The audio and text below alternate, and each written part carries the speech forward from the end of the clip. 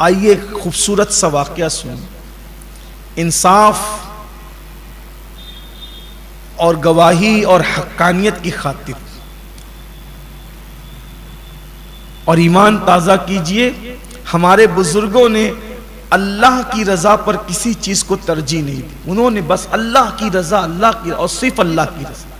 کسی کے بھی خلاف بولنا پڑے بول دو، کتنا بھی بڑا ہو. حق کے لیے، سچائی کے لیے بولنا پڑے بول دو. اور اگر یاد رکھنا کوئی حق کی خاطر آپ کے خلاف بول رہا ہے تو اس کے دشمن نہ بنو، وہ آپ کا دشمن نہیں ہے. اسلامی تاریخ کا بڑا خوبصورت واقعہ ہے. امیر المومنین خلیفۃ المسلمین امام المجاہدین غیظ المنافقین جانشین رسول سیدنا عمر ابن خطاب رضی اللہ تعالیٰ عنہ کا دور ہے. وہ فاروق اعظم رضی اللہ تعالیٰ عنہ جن کے دور میں انصاف کا یہ حال تھا کہ لوگ کہتے ہیں ایسا لگتا تھا کہ جیسے شیر اور بکری ایک گھاٹ سے ایک ساتھ پانی پی رہے. جو دن کو اس لیے نہیں سوتے تھے کہ رعایا کا حق نہ چلا جائے، اور رات کو اس لیے نہیں سوتے تھے کہ اللہ کا جو حق ہے مجھ پہ عبادت کی شکل میں وہ نہ چلا جائے. اور پھر صرف عبادت ہی نہیں کرتے تھے بلکہ رات کی تاریکیوں میں مدینہ شریف کی گلیوں میں گھومتے بھی تھے. کوئی مصیبت میں تو نہیں، کوئی تکلیف میں تو نہیں. وہ راتوں کو جگتے تھے. اور بڑے مشہور واقعات ہیں ان کے، آپ نے سنا بھی ہوگا. حالانکہ جلدی ختم کرنا چاہتے ہیں، آج ایک میت میں شریک بھی ہونا ہے. سوچا تھا کہ جلدی ختم کر دیں گے لیکن بات آئی تو سن لیں. ایک دن فاروق اعظم مدینہ طیبہ کی گلیوں میں گھوم رہے. دیکھا سردی کا موسم ہے، ایک مسافر مرد اور مسافرہ عورت پریشان ہے اس حالت میں. اب وہ سفر اس دور کا کار اور گاڑیاں اور کچھ بھی نہیں تھا. پیدل لوگ سفر کرتے تھے، اونٹ اور کھچروں پہ سفر کرتے تھے. سفر کا مطلب مرنے کے لیے نکلنا. بس اس دور میں سفر کا مطلب تھا مرنے کے لیے نکلنا. لوگ واپس بھی پلٹ کر نہیں آ پاتے تھے. کھانا ختم ہو گیا بھوکے مر جاتے تھے، پانی نہیں ملتا تھا بھوکے، رستہ بھٹکتے تھے بھوکے مر جاتے تھے. سفر بڑا خطرناک تھا. آپ تو بہت آسانی کے دور میں پیدا ہو. اگر بڑے سے بڑے ایکسپریس ہائی وے پر بھی چلو تو ہر 2-5 کلومیٹر پر اچھی سے اچھی ہوٹلیں، پانی میسر ہے، سب کچھ. بہت سہولت کے دور میں. وہ دور تھا جب سہولت کا کوئی نام و نشان نہیں. تو ایک مسافر اور مسافرہ کو دیکھا. مسافر اس لیے پریشان تھا کہ اس کی بیوی کو بچے کی ولادت کا وقت قریب تھا اور وہ ولادت کے درد سے تڑپ رہی تھی. فاروق اعظم نے دیکھا تو دیکھنے کے بعد کہا کیا بات ہے.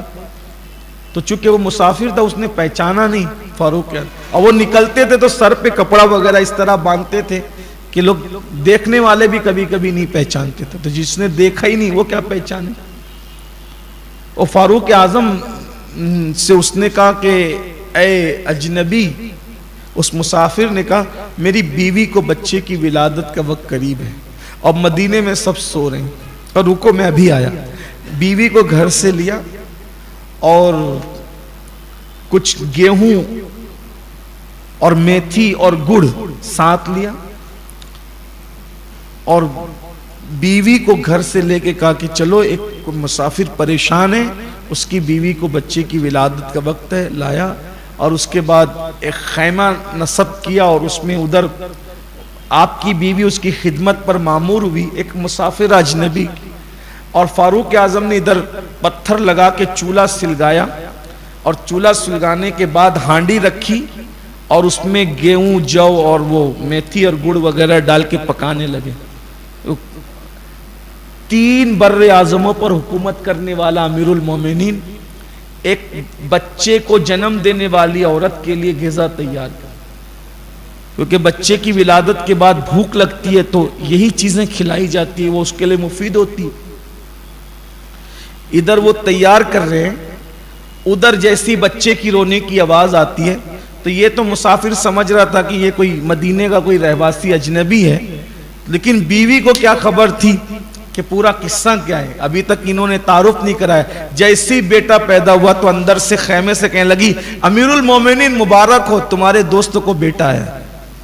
تو ادھر تو ان کے پیروں کے نیچے سے زمین کھسک گئی کہ جو میری بیوی کے لیے غذا تیار کر رہا ہے وہ کوئی مدینے کا عام آدمی نہیں، مدینہ منورہ کا، بلکہ یہ تو وقت کا امیر المومنین، یہ فاروق اعظم۔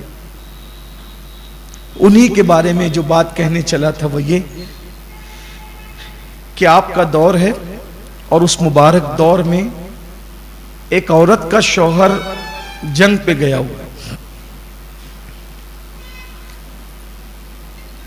اور جنگ پر جانے کے بعد بہت عرصہ ہوا وہ واپس نہیں آیا۔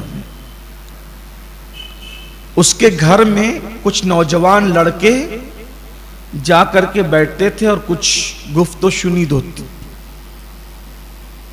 کسی نے آ کر کے کہا امیر المومنین ایک عورت ہے، اس کا شوہر جنگ پہ گیا ہوا ہے اور اس کے گھر میں کچھ چھوکرے جا کے بیٹھتے ہیں اور سنا ہے کہ وہ مراد سے اس کے پیٹ میں بچہ ہے۔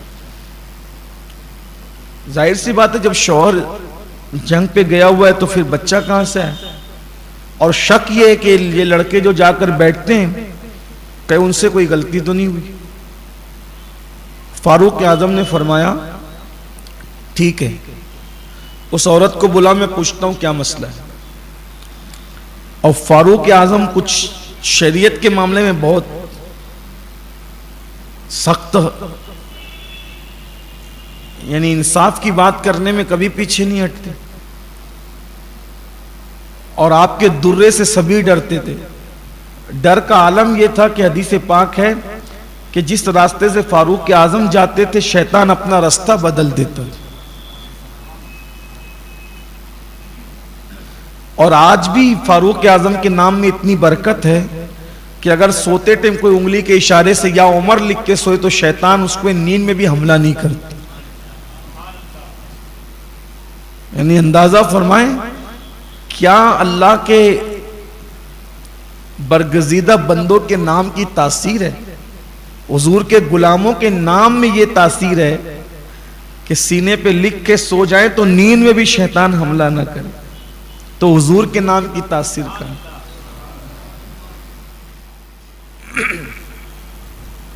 وہ بات یہ چل رہی تھی کہ فاروق اعظم کا ایک جلال تھا، آپ کی ہیبت تھی، تو آپ نے ایک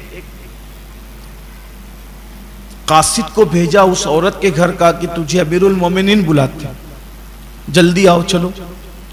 جیسے امیر المومنین کا نام سنا وہ گھر سے نکلی اور اتنی گھبرا گئی، ایسا خوف اس پر طاری ہوا کہ رستے میں خوف کی وجہ سے آتے آتے وقت سے پہلے بچہ اس کے جسم سے نکل گیا، اور وقت سے پہلے بچہ جسم سے باہر آیا تو مر گیا۔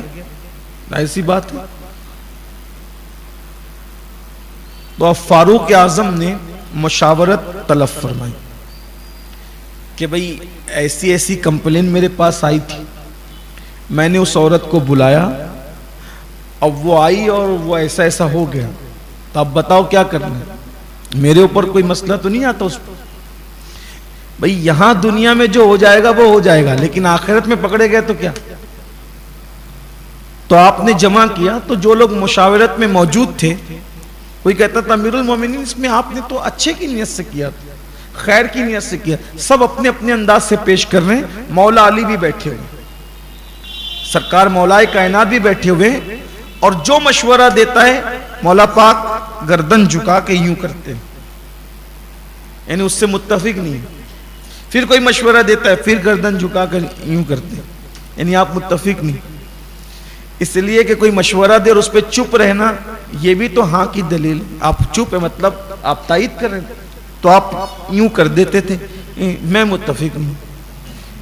جتنے بولنے والے تھے سب اپنے اپنے انداز سے بول چکے، فاروق اعظم مطمئن نہیں ہوئے۔ فاروق اعظم نے کہا علی میرے بھائی آپ مطمئن نہیں ہو تو پھر آپ بتائیں نا کہ کیا کریں۔ مولا کائنات نے کھڑے ہو کے فرمایا بھائی عمر چونکہ آپ کی نیت اچھی تھی، سب کچھ تھی، لیکن بلایا تھا آپ نے، اور آپ کے خوف کی وجہ سے وہ بچہ گرا ہے، اس لیے اس کی جان کی ذمہ داری آپ پر ہے۔